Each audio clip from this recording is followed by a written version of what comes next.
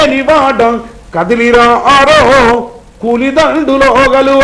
అప్పుడు సేన లేదు, అడవి లేదు, దళం లేదు. కానీ సుబ్బరావు పాణిగ్రాహం అయిపోయిన తర్వాత ఇక్కడ ఉన్న విప్లవ రచయితలు కానీ, కవులు కానీ, కళాకారులు కానీ, పౌరకుల ఉద్యమం ఛాతి కోళ్ళు వెళ్ళిపోయారు. తర్వాత అందు గురించి నేనేమనుకుంటున్నానంటే ఈరోజు కిషన్జీ కానీ మరి గణపతి గారు కానీ వచ్చి వాళ్ళ ఉద్యమం గురించి వాళ్ళు ప్రజలకు అప్పీల్ చేస్తున్నారు. నేను దీంట్లో కూడా ప్రభుత్వం ఇక్కడ ఒకటి జరిగింది, నాయకత్వాన్ని ఫినిష్ చేసింది. ఎల్టీటీని తీసుకొని ఎల్టీటీలో నాయకుని ఖతం చేస్తే ఉద్యమం అయిపోయిందని ప్రజలకు ఒపీనియన్ ఇచ్చింది. ఇక్కడ కూడా గణపతినో కిషన్జీనో మొన్నటి దాకా వాడు కపూర్ చంద్రమూర్తి లాంటి వాళ్ళను వీళ్ళని వేసేసేస్తే ఉద్యమం పోతున్నారు. కానీ నక్సలైట్ ఉద్యమం నీళ్ళ సమస్య, భూమి సమస్య, ఇక్కడ ఉన్నటువంటి అడవి సమస్య, ఉద్యోగాల సమస్య, ఆ సజీవమైన జీవం ఉంది. కాబట్టి ఇక్కడ నీకు సెంట్రల్ గవర్నమెంట్ ఎవరనుకున్నా నక్సలైట్ ఉద్యమాన్ని కొంత సప్రెస్ చేయగలుగుతారేమో కానీ దాన్ని తుడిచివేయడం వాళ్ళకి సాధ్యం కాదన్నది నా పర్సనల్ జీవితం అనుభవం. అంటే ఇప్పుడు వీళ్ళు సాయుధ పోరాటం అనే ఈ మార్గం ఎంచుకున్న తర్వాత ఇప్పుడు ఉదాహరణకి లాల్గఢ్ తీసుకుందాం, లేకపోతే అబుజ్మాడ్ తీసుకుందాం. మొదట గెరిల్లా వార్ఫేర్, తర్వాత మొబైల్ వార్ఫేర్, అవి చలనశీలమైన వార్కి సిద్ధంగా ఇంకా అప్పటి లేవని చెప్తున్నారు. ఈ మొబైల్ వార్ఫేర్లో భాగంగా వీళ్ళు విత్డ్రా అవుతారు. కానీ అక్కడున్న స్థానిక గిరిజనులు లేకపోతే స్థానిక ఈ బలహీన వర్గాలు వాళ్ళ మీద రాజ్యహింస కానీ దాడులు కానీ పెరుగుతాయి.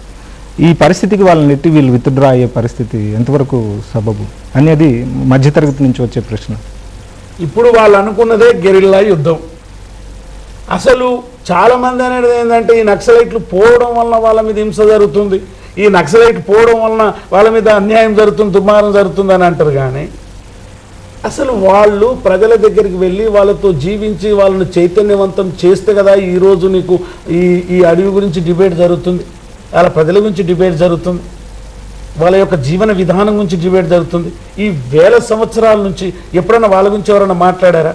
అసలు వీలే కాదు. అంతకుముందు బిర్సాముండ అనుకోడు, బిర్సాముండ ఆయుధం పట్టుకొని ఉరికంబానికి ఎక్కితేనే డిబేట్ జరిగింది.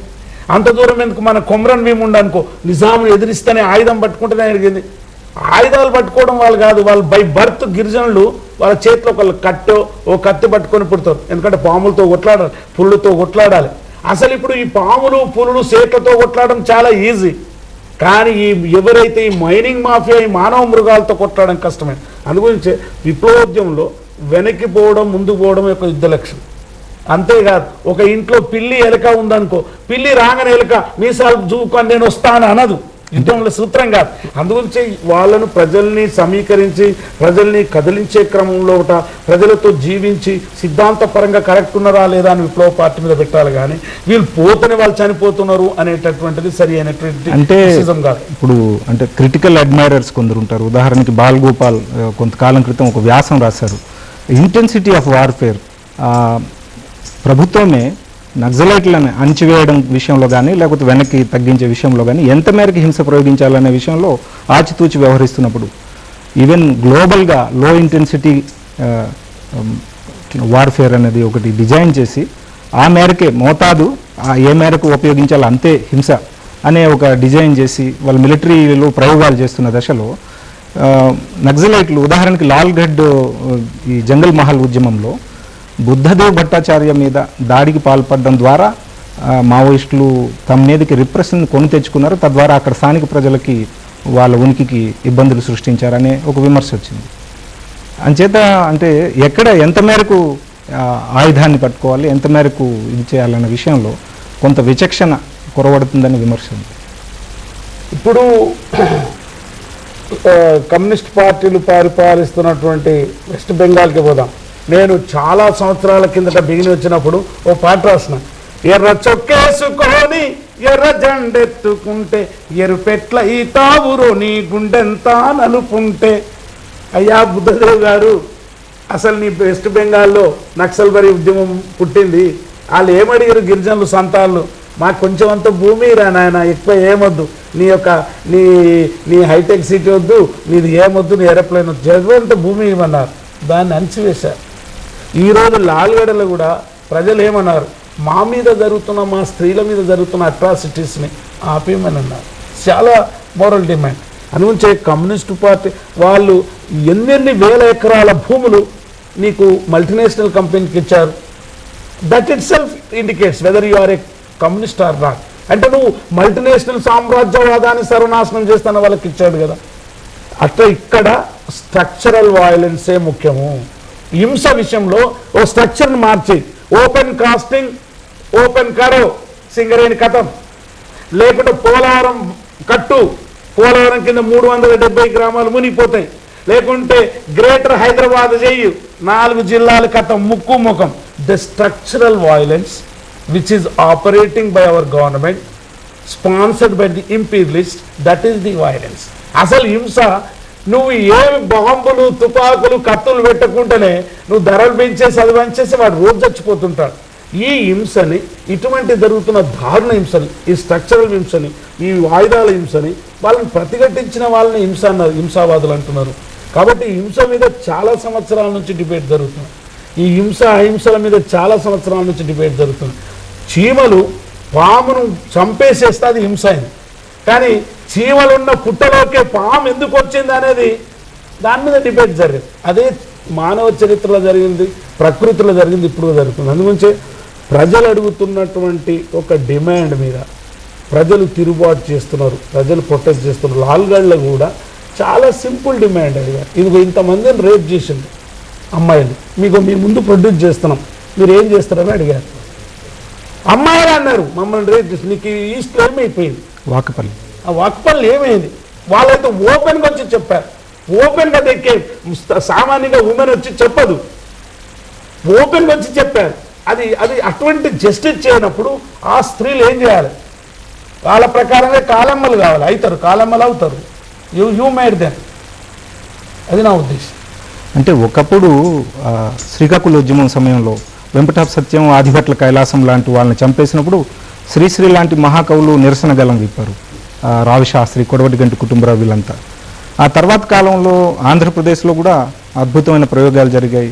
విప్లవ సాహిత్యోద్యమం కానీ పౌరాకులోద్యమం కానీ చాలా బలంగా ముందుకు వచ్చింది. కానీ ఈరోజు మనకి ఇక్కడ వేరే చోట్ల కేంద్ర కమిటీ సభ్యుల్ని పట్టుకుని వచ్చి ఇక్కడ డంప్ చేస్తున్నా కానీ ప్రతిఘటన మీకుగా కూడా కనబడడం లేదు. అది మీలో కూడా ఆ పశ్చాత్తాపం, ఆ బాధ వ్యక్తమైంది. గతంలో ఇలాంటి అభిప్రాయాలు వ్యక్తం చేశారు. ఎందుకని మధ్యతరగతి మేధావి వర్గం కొంత ఇక్కడ సైలెంట్గా అయిపోయిన పరిస్థితి? సైలెంట్ అయిపోవడానికి స్టేట్ రిప్రెషన్ ఒకటైతే,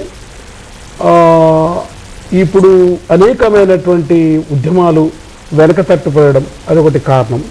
రెండవది ఏంటంటే మీరన్నట్టు ఈ స్టేట్ లీడర్ వీళ్ళు చనిపోయినప్పుడు ప్రజల యొక్క కదలిక. ఉదాహరణకి లేటెస్ట్గా నీకు గద్వాలు తీసుకుందాం. గద్వాల్లో పటేల్ సుధాకర్ రెడ్డిని ఎన్కౌంటర్ జరిగింది. మేము స్టేట్గా ఆ శవం కాడ డిక్లేర్ చేసినాం, ఇగో నాసిక్లో పటేల్ సుధాకర్ రెడ్డిని ఫలాని టైం పట్టుకొని తీసుకొచ్చి కాల్ చేసిండ్రు. ఇది సత్యం ఇట్లా కాకపోతే, ఇది అబద్ధం అయితే మాకు అసెంబ్లీ ముంగట ఊరేయమని డిక్లేర్ చేసాం. అక్కడ ఇప్పుడు ప్రజలు ఎన్ని లక్షలాది మంది కదులుతుండ్రు.